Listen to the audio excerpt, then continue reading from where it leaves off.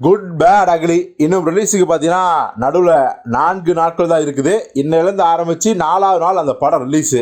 So April 10 Ajith ரசிகர்களுக்கான மிகப்பெரிய ஒரு விருந்தாக இருக்கும்னு நம்மளால் அடித்து சொல்ல முடியும்.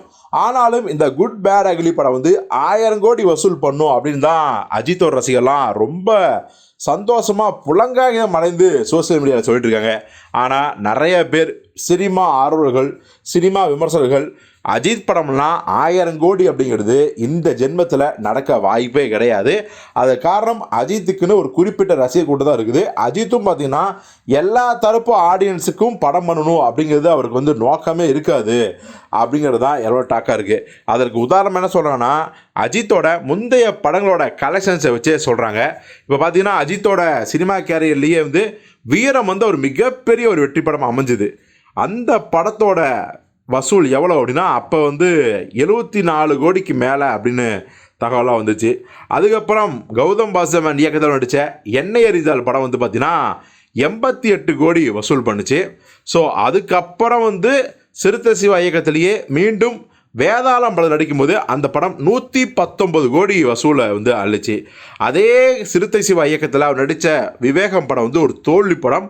அந்த படம் 121 கோடி வசூல் பண்ணுச்சு. ஆனால் படத்தோட பட்ஜெட்லாம் எகிரிடுச்சு. அதான் அந்த படம் மிகப்பெரிய ஒரு டிசாஸ்டர். அதுக்கப்புறம் பார்த்தீங்கன்னா மீண்டும் சிறுத்தை சிவா கூட அவர் இணைந்த விஸ்வாசம் மிகப்பெரிய பிளாக் பஸ்டர் ஹிட் ஆச்சு. கூட வந்த பேட்ட படத்தை விட இந்த படம் வசூலாச்சு. மிகப்பெரிய கலெக்ஷன்கிறாங்க. கிட்டத்தட்ட 180 கோடி வசூலை 2019 காலகட்டத்திலே பண்ணுச்சு அப்படிங்கிறதா விஷயம்.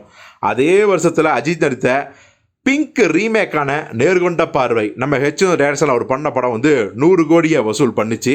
ஸோ அந்த பட்ஜெட்டுக்கு 100 கோடி வசூல்ங்கிறது பெரிய விஷயம்தான். ஆனால் அதுக்கப்புறம் அதே இயக்கத்தில் நடித்த பிரம்மாண்டமான ஒரு ஆக்ஷன் படமான வலிமை 152 கோடி கலெக்ஷன் பண்ணிச்சு. அந்த படம் பெருசாக போகலை அப்படிங்கிறது தான் உண்மை. இப்போது அதே டேரக்ஷனில் 2023 பொங்கலுக்கு ரிலீஸான துணிவு படம் பார்த்தீங்கன்னா அஜித் கேரியர் பெஸ்ட்டான விஸ்வாசம் படத்தோட கலெக்ஷனையே அடித்து தூக்கிடுச்சு. 194 கோடிக்கு மேலே இந்த படம் வசூலாச்சு. ஆனால் இப்போ ரிலீஸ் ஆன விடாமுயற்சி படம் பார்த்திங்கன்னா வெறும் 150 கோடியோடு வசூல் பண்ணல, வெறும் 137 கோடி தான் வசூல் பண்ணிச்சு. ஒரு தோல்வி படமாக அமைஞ்சிருச்சு. ஸோ இதுதான் அஜித்தோட இந்த ஒரு 10-12 வருஷத்தோட கேரியர் வசூல் நிலவரங்கள். அப்படி இருக்கும்போது அஜித் இது வரைக்கும் 200 கோடி வசூல் படத்தையே கொடுக்கல. அப்படிங்கும்போது எப்படிப்பா 1000 கோடி வசூல்லாம் சாத்தியமே கிடையாது.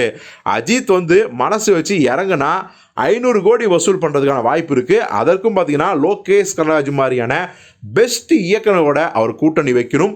அந்த கதை விஷயத்தில் பார்த்திங்கன்னா ரொம்ப கோஆப்ரேட் பண்ணணும். நான் கார் ரேஸ் போயிடுவேன், இந்த 3 மாதம் தான் ஷூட்டிங் வருவேன், மீதி நாளெலாம் வரமாட்டேன், இந்த மாதிரியான கெடுபடிகள்லாம் பண்ணால் கண்டிப்பாக அதுக்கு வாய்ப்பு இல்லை. ஸோ அஜித் அவர்கள் இந்த குட் பேட் அக்லி படத்தின் மூலம் அவருடைய கேரியர் பெஸ்டான துணிவு படத்தோட கலெக்ஷனை அல்றது மட்டும்தான் பெரிய சாதனையாக இருக்குமே தவிர அவருக்கு 500 கோடிங்கிறதே மிகப்பெரிய கனவு தான் அப்படின்னு சொல்கிறாங்க. உண்மையாலுமே இந்த சினிமா ஆர்வலர்கள் விமர்சகர்களோட கருத்தை குட் பேட் அக்லி பொய்யாக்குமா, அஜித் சர்வ சாதாரணமாக 500 கோடி வசூலை குவிப்பாரா இல்லையா அப்படிங்கிறத பொறுத்திருந்து பார்ப்போம்.